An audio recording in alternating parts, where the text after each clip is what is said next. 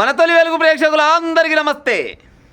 ఇవా జయశంకర్ భూపాలపల్లి జిల్లా రేగొండ మండలం దగ్గరనంట రంగయ్య పెళ్ళి ఉందంట. రంగయ్య పెళ్ళిలో జరిగింది ఈ ముచ్చట.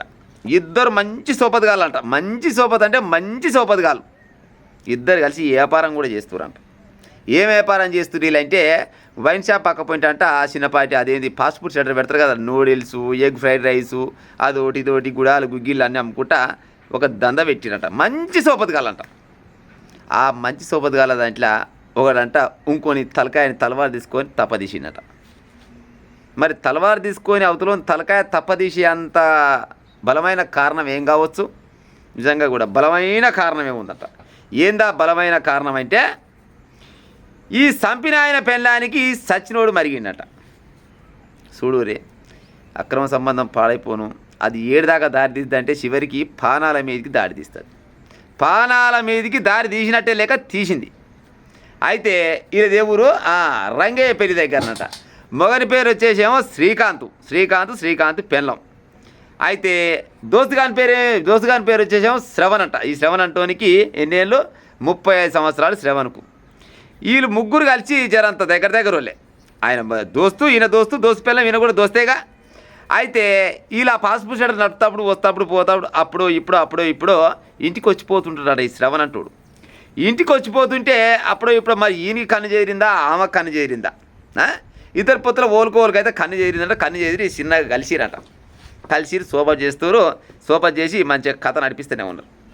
కథ నడిపిస్తున్నాగానే మొగరికి అనుమానం వచ్చింది. రాదా ఇది పాడైపోను, నేను ఎన్నోసారి చెప్తున్నా, దొంగతనం పలానితనం ఎన్నడుకున్నా బయటపడుతుంది. పలానితనం అంటే అర్థం ఎరికే కదా. ఎన్నడుకున్నా బయటపడుతుంది. మొగనికి తెలిసింది.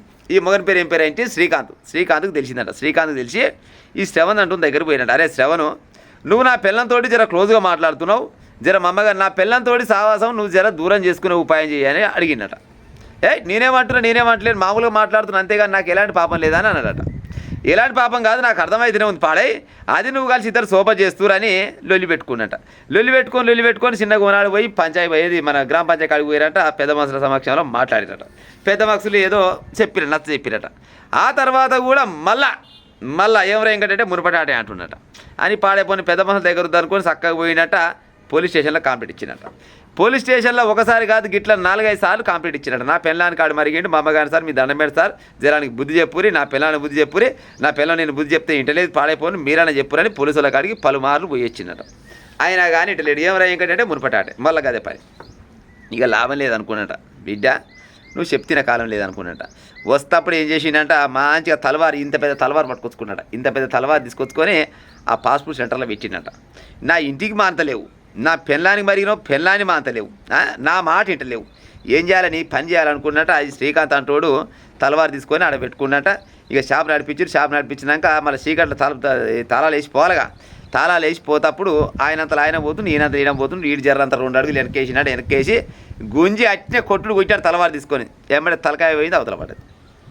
తలకాయ తప్పదీసి బయట వేసిండు. కథం వేసిండా అదే కత్తి పట్టుకొని, ఇంకా తలకాయ పట్టుకోవాలి కానీ అదే కత్తి పట్టుకొని చక్కగా పోలీసు వాళ్ళ దగ్గర పోయి కత్తి చూపించినాడు. సార్ చూడు కత్తి ఎట్ట ఉంది, రక్తం అన్నాడు. ఊరిని ఆలమండ ఏం చేసి వచ్చినవరా అంటే పలానూని చంపినాడు. పలానూని ఏమక్కడ చంపినవరా అంటే నా పిల్లాన్ని మరిగింది సార్ అని చెప్పినాడు. ఆయన పిల్లాన్ని మరితే పోలీసు వాళ్ళకి చెప్పాలి, లేకపోతే పెద్ద మనుషులకు చెప్పినా అయిపోయింది, పోలీసు వాళ్ళకి చెప్పినా అయిపోయింది. ఆడిటలేడు, నా పిల్లం ఇటలేదు, ఏం చేయాలి పాడైపోను, నా పిల్లని చెప్తున్నా అంటే పిల్లల కరం అవుతుంది అనుకొని ఆయన వేసేసినని చెప్పినాడు. పోలీసులు కొని వెళ్ళి లోపల కూర్చోబెట్టారు.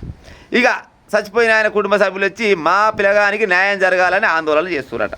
పోలీసు వాళ్ళు ఏం చేస్తారు, మీరు ఆందోళన చేయకూరి మీకు న్యాయం జరిగేటట్టు మేము చూస్తామని చెప్తారు. అంతకంటే ఎక్కువ ఏం చేస్తారు చెప్పు. పోలీసు వాళ్ళు ఏం న్యాయం చేస్తారు, ఇస్తే 4 రూపాయలు ఇప్పిస్తారు.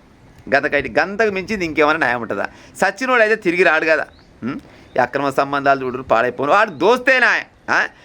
గిసోటి వాళ్ళు చాలా మంది ఉంటారు కానీ తెలియకుండా చాలా మంది ఉంటారు. తెలిసింది కాబట్టి గీ పని అయింది. మరి దోస్తు పిల్లమేనా దోస్తేనా, దోస్తు గిసోటి పని చేయొద్దని ఈయనకన్నా ఉండాలి. లేకుంటే మరి ఈయనకైనా అయ్యో నా దోస్తేనా సరే లంగో దొంగ చేసిండు పాడైపోను, నా పిల్లని సర్దిద్దుకుంటా అనుకొని ఈడన్నా పక్కూరు పోయి బతకాలి. అది లేదు ఏకంగా తలవారు తీసుకొని తలకాయ తప్పదీసిండి అంటే చూడురు కథ. అక్రమ సంబంధాలు 7 దాకా దారి తీస్తాయి అంటే ఏకంగా పానాలు తీసేంత వరకు దారి తీస్తాయి. ఇక ఈయన పోయి జైలు కూర్చునే ఆమె రేపు నాడు ఎట్లా తలకాయ ఎత్తుకొని తిరుగుతుండొచ్చు.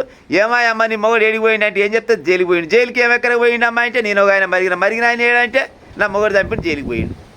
చెప్పుకుంటుందా? రేపు నాడు పిల్లలు పెద్దగా పిల్లలకి ఏం చెప్తుండొచ్చు.